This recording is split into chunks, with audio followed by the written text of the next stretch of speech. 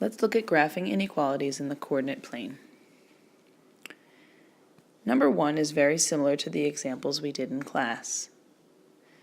This inequality is in standard form, so we would find the x and y intercepts and use them to graph the boundary line.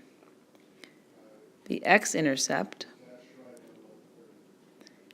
is the ordered pair 3, 0, and the y-intercept is 0, -5. Plot those 2 points. Keep in mind that this less than sign, without the equal to, indicates we'll have a dotted line.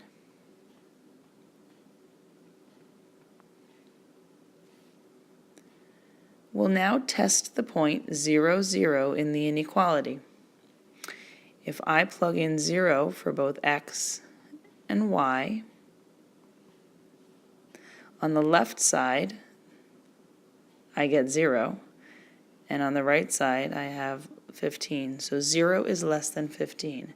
This is a true statement, so I'm going to shade the half plane that contains the point 0, 0. Number 2 is a little different than some of the ones we've seen because it needs to be rearranged into a form that we can graph.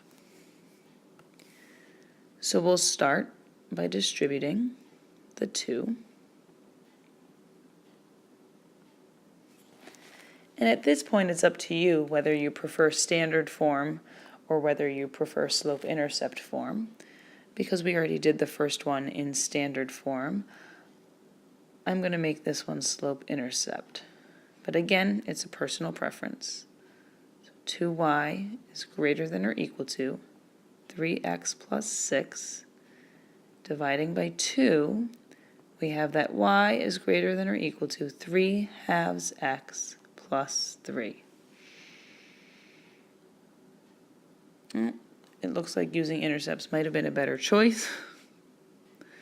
Although, okay, this graph is not great, but we'll plot the y-intercept at 3. And then my slope of positive 3 halves is hard to do on this graph, so I'm going to go down 3 and to the left 2. And I don't really have any more room. This is going to be a solid line, a solid boundary line, because of that equal to in the greater than or equal to. So now I'll test the point 0, 0, and I'm going to test it in my original inequality just in case I made any mistakes. So 2 times 0 minus 3, we want to know, is that greater than or equal to 3 times 0? So that is -6, right, because 0 minus 3 is -3, and 2 times -3 is -6. Is that greater than or equal to 0?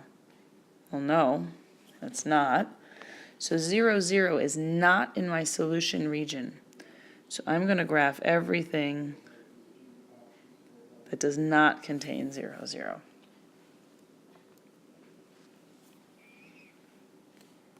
Finally, looking at number 3, looking at number 3, we only have one variable in this equation, which is going to inequality, which is going to indicate to us that we'll have either a horizontal or a vertical boundary line. We'll first rearrange by adding 5 to both sides. So we get y is greater than or equal to 19. Okay, this is a horizontal boundary line.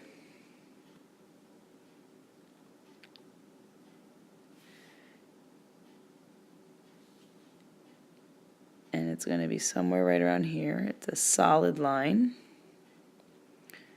This is where y equals 19. So no matter what the value of x is, y is always equal to 19.